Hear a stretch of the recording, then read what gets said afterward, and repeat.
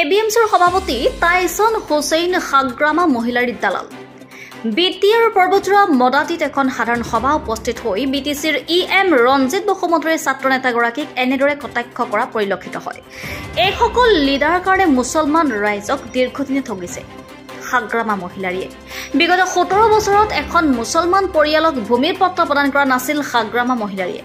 ইউপিপিএলৰ 3 বছৰৰ শাসনকালত 1 লাখৰো অধিক লোকক ভূমিৰ পট্টা প্ৰদান কৰিছে বুলি দাবী কৰে ইএম ৰঞ্জিত বসুমতাৰীয়ে।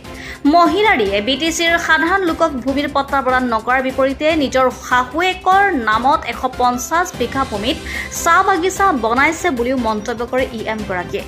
হাগ্ৰামা মহিলাৰ গাখীৰ বিক্ৰী কৰি মদ্যপান কৰে আৰু এনেদৰে এটাৰ পিছত আন এটা বিস্ফোৰক মন্তব্য কৰে ৰঞ্জিত বসুমতাৰীয়ে।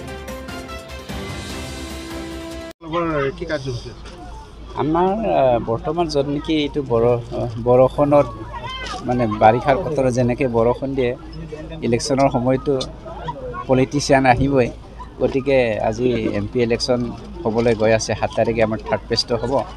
গতিকে আমি কেম্পেইনৰ কাৰণে এতিয়া নামি পৰিছোঁ। AGP BJP UPPL আমাৰ যি NDA দল ইয়াৰে প্ৰাৰ্থী জয়ন্ত বসুমতাৰী জিকোৱাৰ কাৰণে আমি এতিয়া কাম কৰি আছোঁ। কাম কৰিছোঁ মানে আমি জনসাধাৰণক জনাবলৈ আছোঁ আমিতো জিকিছোঁ 100%। আমি কি কাম কৰিম, আমাৰ মাজত শান্তি সমন্বয় ঐক্যতা আকৌ কেনেকৈ গঢ়িব পাৰিম।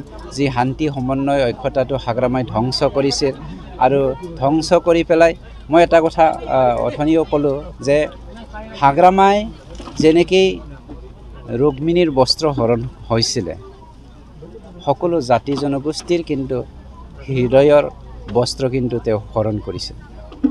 সমন্বয়ৰ ঐক্যতাৰ শান্তিৰ যি বস্ত্ৰ সেই বস্ত্ৰটো হৰণ কৰিছিল। মানে ৰাভা গাৰো মুছলমান যিমান জাতি জনগোষ্ঠী নহওক কিয় সকলোৰে শান্তিৰ বস্ত্ৰ কিন্তু তেওঁ হৰণ কৰিছিল। সেইটো আকৌ আমি ঘূৰাই সমাজৰ আগত পিন্ধাই সকলো সমাজকে পিন্ধাই পেলাই শান্তি সমন্বয় ঐক্যতাৰে নতুন এটা আমি বস্ত্ৰ থকা এটা সমাজ গঢ়িবলৈ গৈ আছে। বিটিআৰ দেখা গৈছে যে নিৰ্বাচন অহাৰ লগতে বৰা অনবৰা যিটো ক্লিপ সেইটো কিন্তু আকৌ আৰম্ভ কৰিছে। দালাল আছে নহয় বহুত, যেনেকৈ হীৰাচৰণী এজন দালাল, তেওঁতো এনেকুৱা এজন দালাল, সি 2 নম্বৰী কৰি পেলাই 2 নম্বৰী চাৰ্টিফিকেট লৈ পেলাই আমাৰ মাজত বড়ো অনাবড়ো পাৰ্থক্য আনিলে।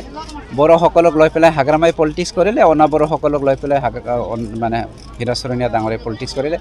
আৰু সকলোৱে বড়োই হওক অনাবড়োই হওক সকলোৱে কিন্তু অধিকাৰৰ পৰা বঞ্চিত হ'ল। আমাৰ যি মৌলিক অধিকাৰৰ লগতে যি আমাৰ উন্নয়নৰ ভাৰতীয় নাগৰিক হিচাপে আমি যি পাবলৈ সক্ষম আছিল এইখিনি আমি কি কয় বঞ্চিত হ'বলৈ পাইছোঁ। নিউজ ডেস্ক ৰিপৰ্ট, নিয়মীয়া খবৰ।